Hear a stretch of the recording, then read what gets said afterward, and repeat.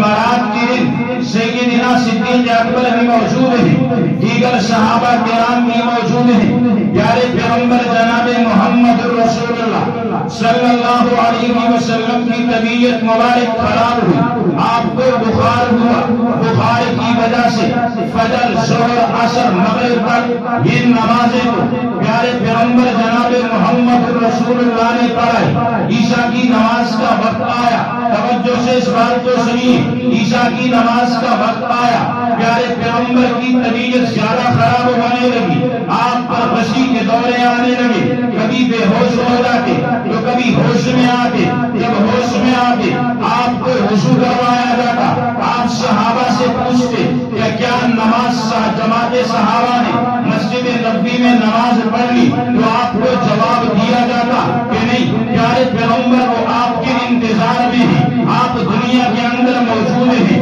آپ کی عدم موجودگی میں بات عرض ہوتی ہے، آپ حجرہ عائشہ میں موجود ہیں، یہ کیسے ہو سکتا ہے کہ آپ مسجد میں نہ جائیں اور آپ کے مصلی پہ کھڑے ہو کر کوئی نماز کروائے؟ پیارے پیغمبر نے کئی مرتبہ یہ سوال کیا، صحابہ نے جواب دیا، وَهُمْ يَنْتَظِرُونَكَ، کہ پیارے پیغمبر وہ آپ کے جانشین صحابہ آپ کے انتظار میں کھڑے ہیں کہ محمد آئیں گے، مصلی پہ کھڑے ہوں گے، ہم محمد رسول اللہ کی ابتدا میں عشاء کی نماز ادا کریں گے۔ وقت گزرتا گیا، آپ پہ غشی کے دورے پڑتے گئے، کہاں رہا آپ نے وضو کیا، پھر آپ پہ دورے پڑے، پھر ایک موقع آیا کہ پیارے پیغمبر جناب محمد رسول اللہ نے فرمایا کہ مرو ابا بکر فلیصلی بالناس، وہاں پہ محمد رسول اللہ کے چچا بھی موجود ہیں، حضرت عباس بھی موجود ہیں، حضرت علی بھی موجود ہیں،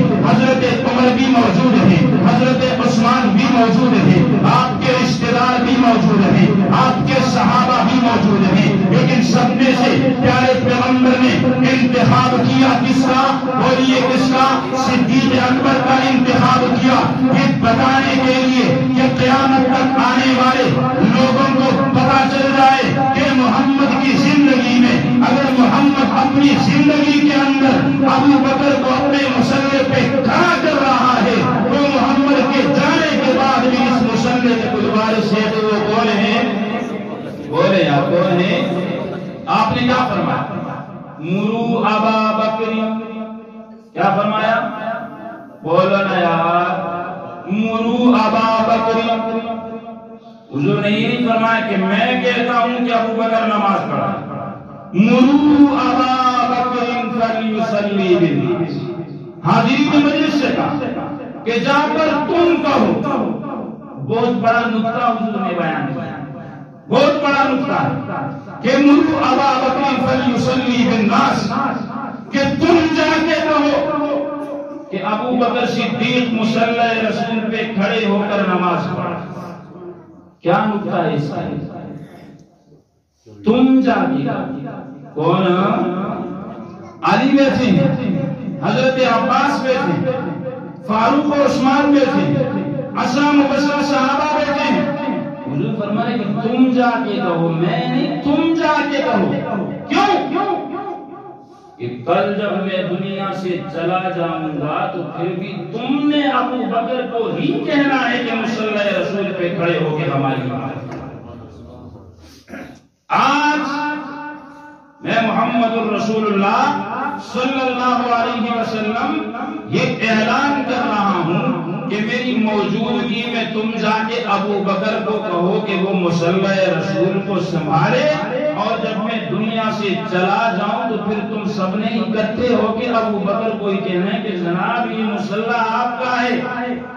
آپ نے محمد الرسول اللہ کی زندگی میں جمعرات کی رات عشاء کی نماز ہمیں پڑھائی، جمعہ کے دن آپ نے فجر، پھر جمعہ، پھر عصر، پھر مغرب، پھر عشاء، ہفتے کے دن آپ نے 5 نمازیں پڑھائی، اتوار کے دن آپ نے 5 نمازیں پڑھائی، پیر کے دن آپ نے فجر کی نماز پڑھائی۔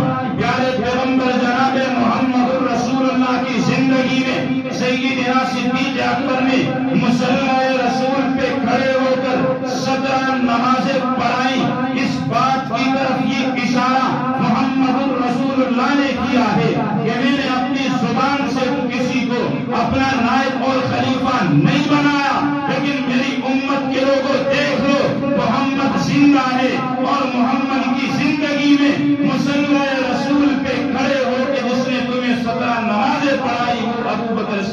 تمہارا امام بنے گا۔ وہ ابو بکر صدیق تمہارا امام اور خلیفہ بنے گا۔ تو اتنی بات سمجھ میں آ گئی ہے نا کہ سیدنا صدیق اکبر ابو بکر صدیق تھا۔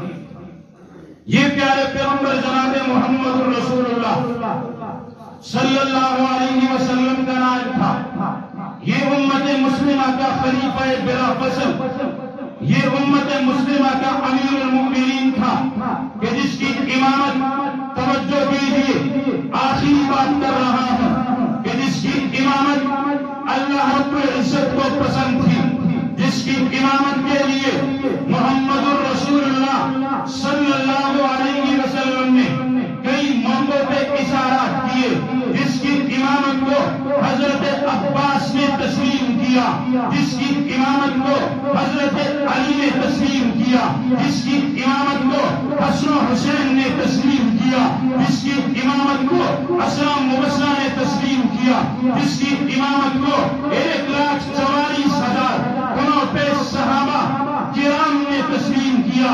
آج 1400 سال بعد اگر کوئی کہے کہ میں ابو بکر کو خلیفہ بلا فصل نہیں مانتا، ہمیں اس کی بات پہ کوئی افسوس نہیں، وہ لاکھ مرتبہ کہے ابو بکر صدیق خلیفہ اول تھا، خلیفہ اول مانتے ہیں، اور قیامت کی صبح تک ہم خلیفہ بلا فصل، خلیفہ اول سیدنا صدیق اکبر کو مانتے رہیں گے۔ بولے مانتے رہیں گے کہ نہیں مانتے رہیں گے؟ کیوں مانتے ہیں؟ اس لیے کہ قرین محمد، سب کہیں صدیق اکبر، قرین محمد کون ہے؟ صدیق اکبر۔ رفیق محمد کون